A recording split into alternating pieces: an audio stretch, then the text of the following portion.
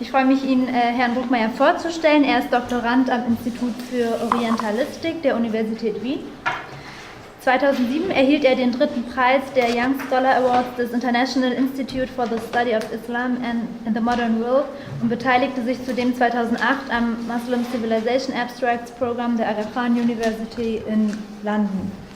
Herr Bruckmayr kann zahlreiche wissenschaftliche Publikationen vorweisen, sowie zuletzt einen Gastvortrag in Passau. Der Titel seines heutigen Vortrags lautet Korankommentare aus der maturiditischen Schule des Al-Kalam und der Erbe. Und in diesem Sinne, Herr Bruckmayr, heiße ich Sie herzlich willkommen. Das Podium gehört Ihnen. Dankeschön.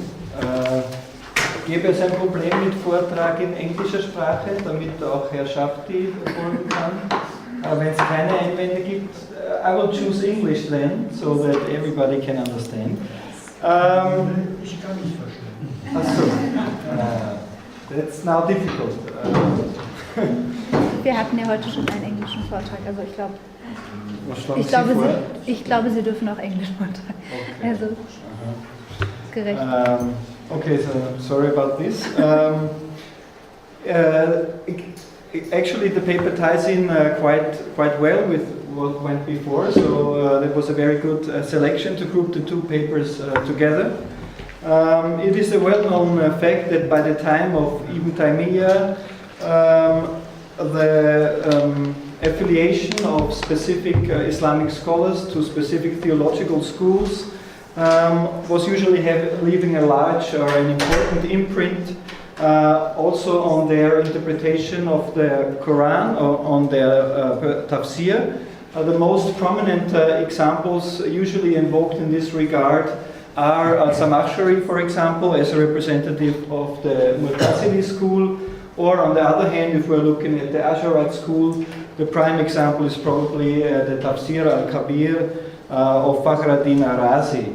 Although it is also known that Abu Mansur al-Maturidi, the eponym of the Maturidi school, the second major Sunni school of Kalam, also engaged a lot with Kalam issues in his tafsir. Also regarding the field of tafsir, the same applies, which also applies to the history of Kalam in general. Studies of the Maturidiyya have been overshadowed by studies of Ash'arism and of Mu'tazilism, and so we have here one of these Desiderate in tafsir studies in this regard, and I want to address this issue for that matter.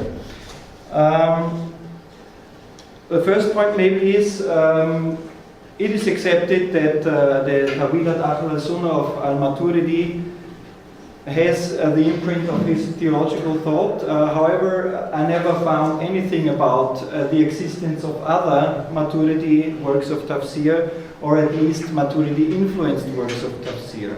However, I am claiming in this paper that there are more which can be clearly identified with Maturidi thought. So the first one is, of course, the work by al-Maturidi himself. Next comes a commentary to his work by Alauddin al-Samarkandi, already of 2 centuries later. Around the same time, another Transoxanian scholar produces a work of tafsir, Najm ad-Din al-Nasafi, with his Taysir fil Tafsir. And this work ties in very well with the two mentioned earlier.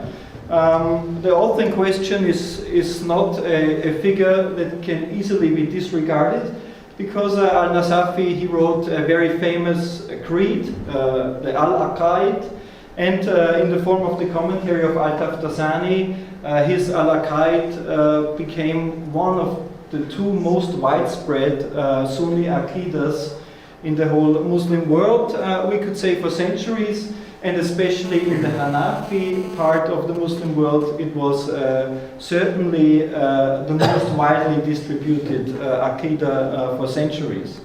Also, the next author of a Maturidi-influenced tafsir has the Nisba al-Nasafi. It's Abu Barakat, who lived almost 2 centuries later. his tafsir, or one major difference is that the tafsir of Najm al-Din al-Nasafi, it is not only understudied, but it has also not been published yet, so it only exists in manuscript form. This does not apply to the Madarik al-Tanzil of Abu Barakat al-Nasafi, therefore it is also better covered also in Western scholarship. It is usually described as a philologically oriented tafsir. By this characterization, it leaves out that it also has a theological component, although maybe on the sidelines. So it's true that it is more philologically oriented, but nevertheless, certain key maturity doctrines can be found in this work. It became very popular in the Ottoman Empire as a teaching material, and also in the Mughal Empire, so it is probably not a surprise that we have now the first South Asian or Indian scholar on the list, the famous Abd al-Haq al-Muhaddith al-Dilawi, who wrote his own voluminous commentary to the Madarik al-Tanzil. As I said, also in the Ottoman Empire, engagement with maturidism was flourishing due to its connection to the official Hanafi school of law. And I just want to mention one tafsir which can be clearly described as Maturidi influenced.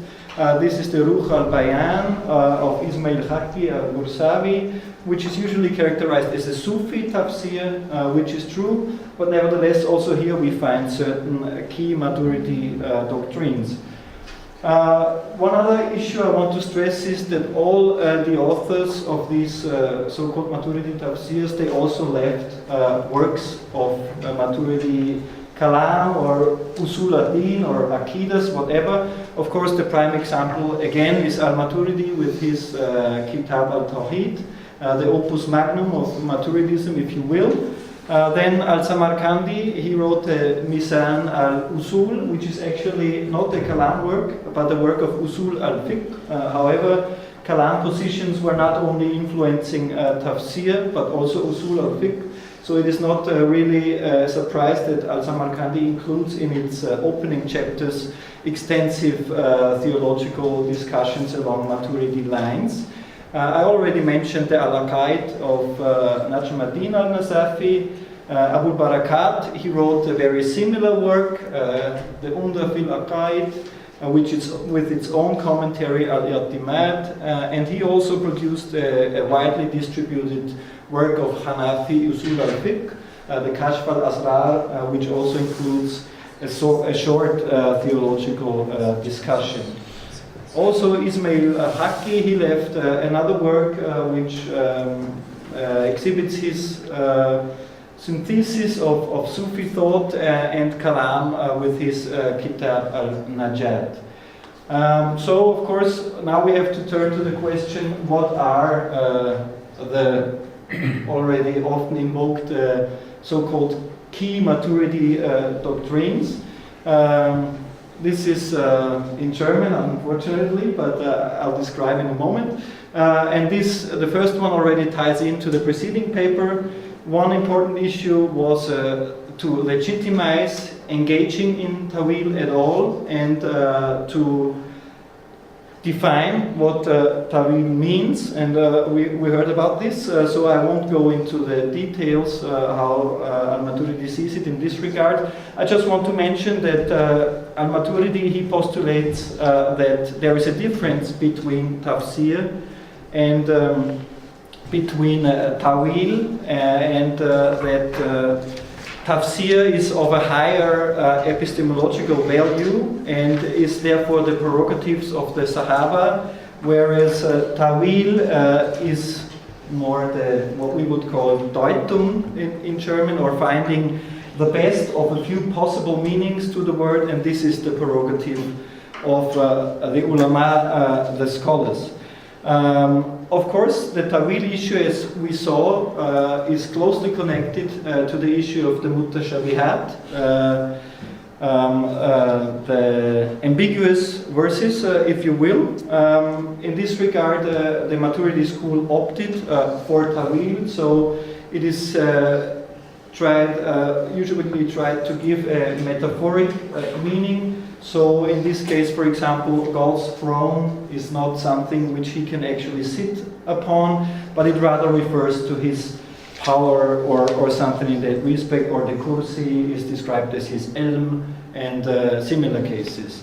Also related to the whole discussion of Tawil is the role of reason, of akl, in getting to know God. In this regard, the Maturidi school treats wahye, or some, there is revelation, and akl, reason, more or less on par. However, reason is playing a big role in Maturidi thought, firstly for differentiating what is bad from what is good, and secondly through the postulated necessity of getting to know God by rational means, which of course amounts to a legitimation of the science of Kalam itself. Another important issue are the attributes. We already heard about the attributes also. In the Maturidi school, this is of course a bit schematic, the presentation. We see a differentiation between sifat al-dhatiya and attributes. So we see these are attributes of attributes of essence. Thank you, and attributes of action, fi'liya. Whereas Al-Maturidi says both of them are azal, both of them are from eternity, because it is unthinkable that God only became a creator just as he started to create the world, but must have been so from eternity. Maybe the most obvious departure of Maturidism from Asharism is that whereas Asharism postulates the existence of 7 divine attributes, the Maturidiya has 8, and this additional attribute is the attribute of takwin, which is difficult to translate, but we could say it is the attribute of bringing into existence. So bringing into existence is an eternal attribute of God, yet what is being brought into existence, the Al-Kalam, is of course something created in time. A third cluster of theological discussion, which was of great importance to the Maturidiya, was the issue of divine decree or versus and free will. For the Maturidiya, the answer was yes to both. So it's in this case divine decree and free will. The doctrine was something like this. Of course, everything is created, also man's actions, by God. Yet man still has a free will called ikhtiyar. So if he decides to do something, he can, by way of acquisition, that's what kasb means, acquire the chosen act which had been created by God. And for that purpose, there are 2 different forms of power to act, or istita'a. The first one is, we could say, a general istita'a, which precedes the act and is also still there after the act, but then there is also a second form of istita'a, which is only created together with the act. So ma and feel is usually the way to describe. Finally, also the definition of belief was an issue, or of iman was an issue discussed by the Maturidi theologians. And one characteristic doctrine is that they opposed the practice of istithna, which relates to a believer who is in doubt about his belief, saying, "Ana Muslim, inshallah." So this was, for example, advocated by Al-Ash'ari, but Al-Maturidi said this is something senseless, because if God already accepts you as a believer, you would not say if he wills. Another point is that the true essence of belief is the tasdik bil qalb, so it is the acceptance in the heart and not verbal utterance of being a believer or, for example, works. And from this also follows that also somebody who commits grave sins remains a believer and does not become an unbeliever, as in Khariji thought, or does not fall into a category in between, as is the case in Mu'tazili doctrine, for example. I now want to give a few examples that what I just told you before, that there's more Maturidi tafsirs than just his, by giving some examples.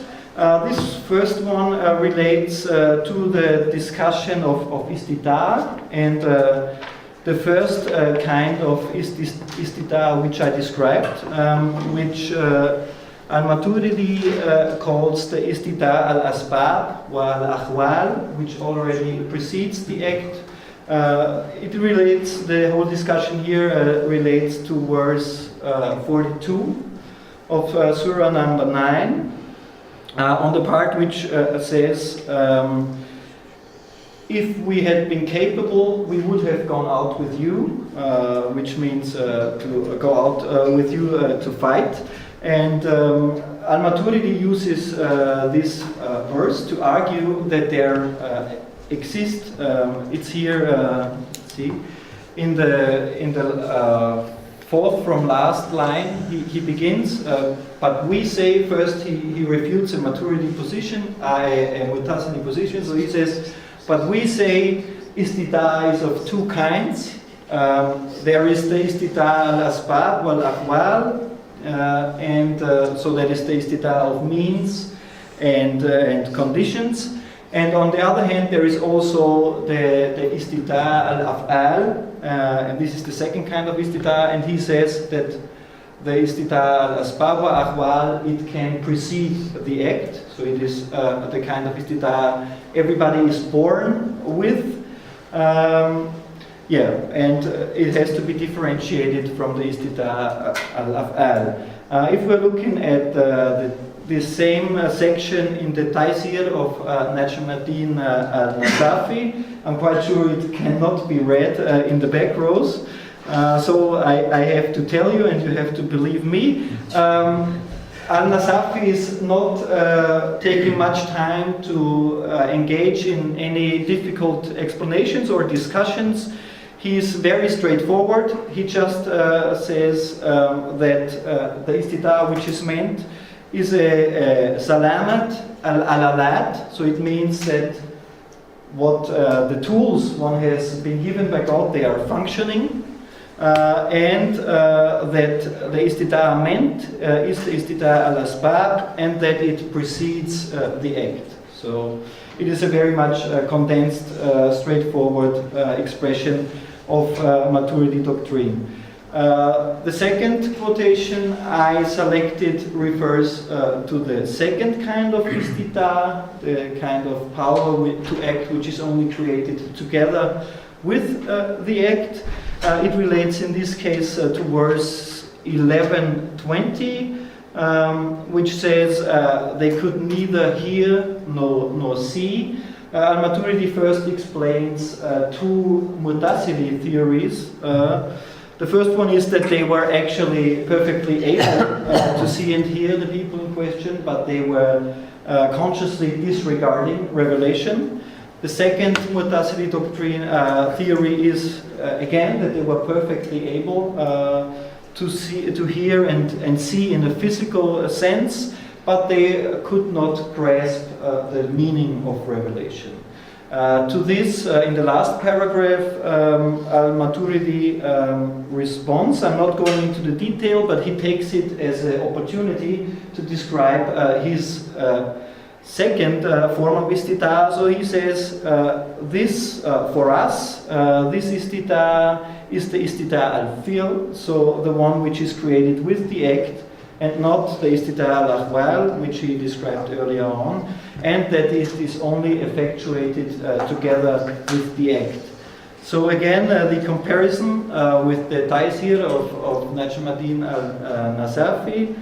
Also here, al-Nasafi is very straightforward, and he only says that again that this verse it proves that this istita is the true, we could say, the illah, the true source of the act, and that it is the kudra al-fil al-haqiqa, so that is the true power which stands behind the act, and that it is only, and this is almost a direct quotation now from, or almost the same wording, and that is only effectuated together with the act.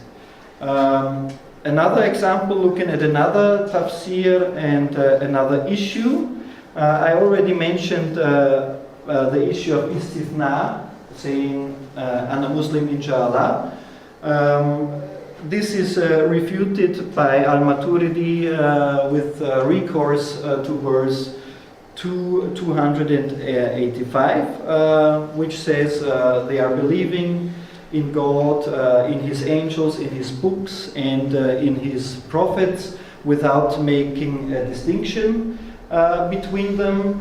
And he uses this, if you're looking at the second paragraph, as a explanation to say, in this verse we have proof of the refutation of engaging in the istithna, because God is already shahada, is already accepting or witnessing your belief, so there's no use in saying things like this.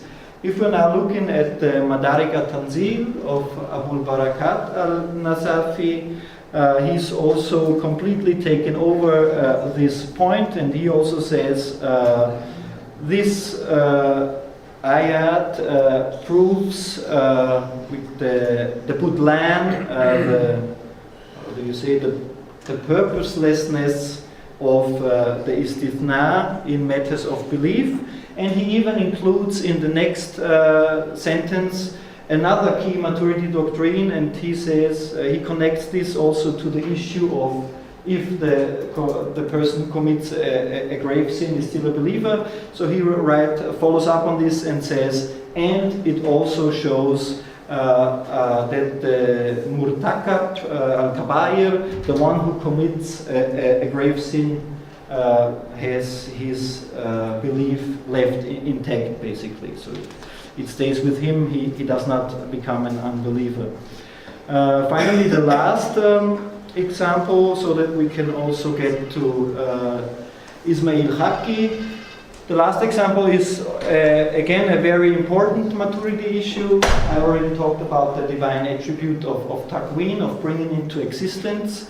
The whole basis is a phrase which often occurs in the Quran, namely kun fayakun. So he just says be, and it is. So it's just everything is just created by God saying be.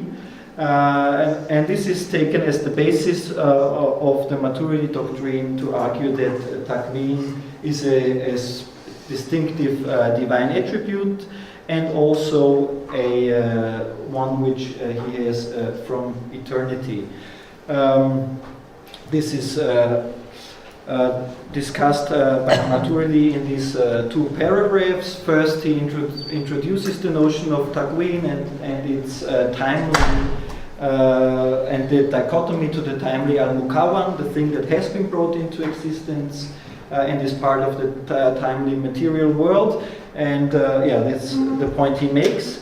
If we're looking at a section from Ismail Haqqi's Ruh al-Bayan, he's extremely brief. He just takes the maturity doctrine at face value.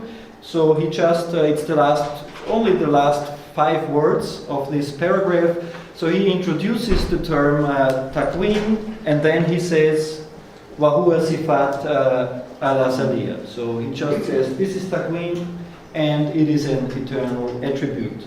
So there's no discussion at all. He just reproduces Maturidi doctrine at face value. How about the timekeeping? You have 6 minutes. That should be sufficient. So we now move away from these specific examples. I just want to let you know that these works, they did not fall into disuse quickly or anything. Actually, they fell on fertile ground. So I just have here a selection of writers of later centuries who are having recourse to either the Kitab Tawilat of Al-Maturidi or the Taysir of Al-Nasafi. Actually, most of these writers are referring to both, so they also understood these two books to be part of the same tradition.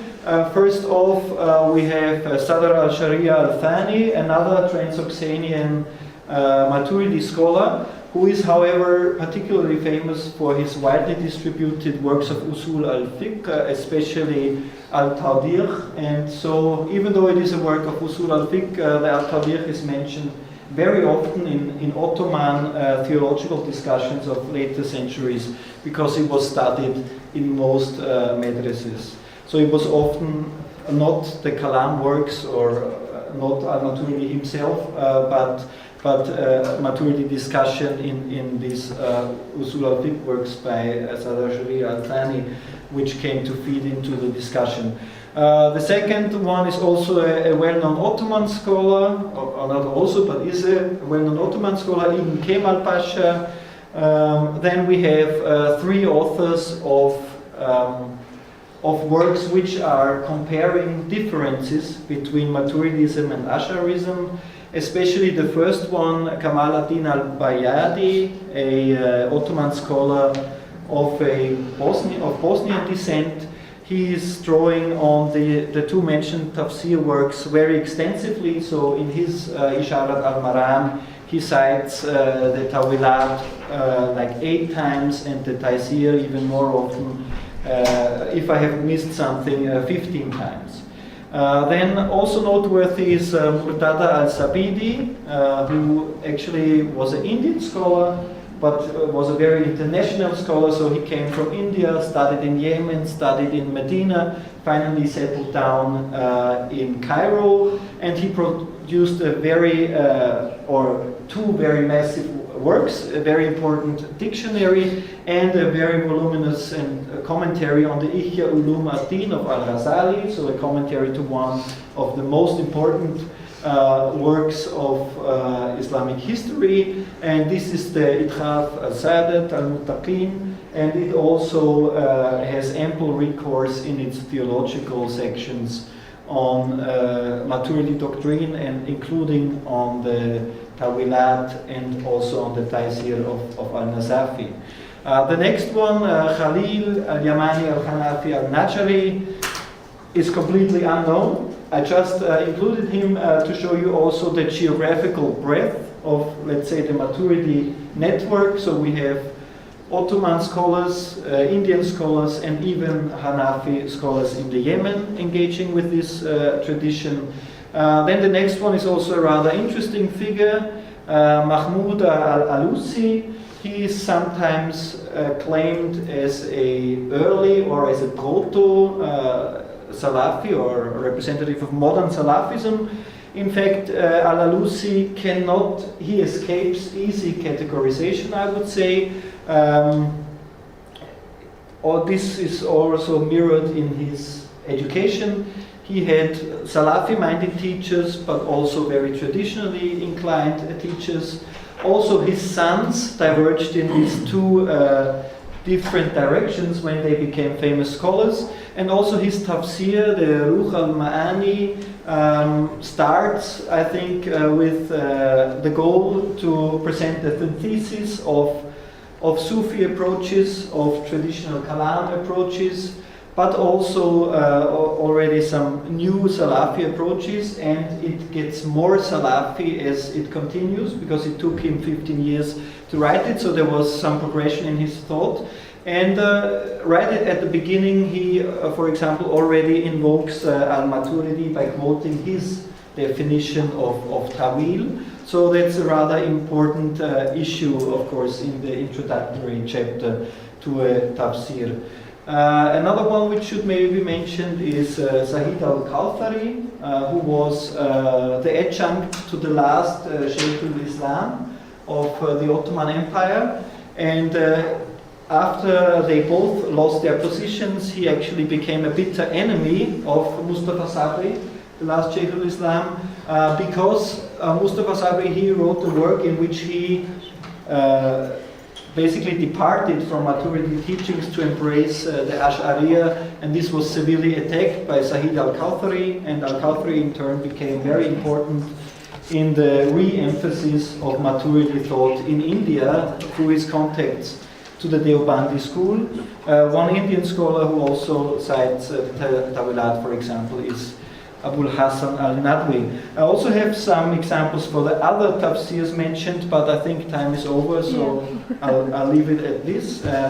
Thanks for the organizers for having me, and thank you for your attention. I hope it was understandable, or at least close to it.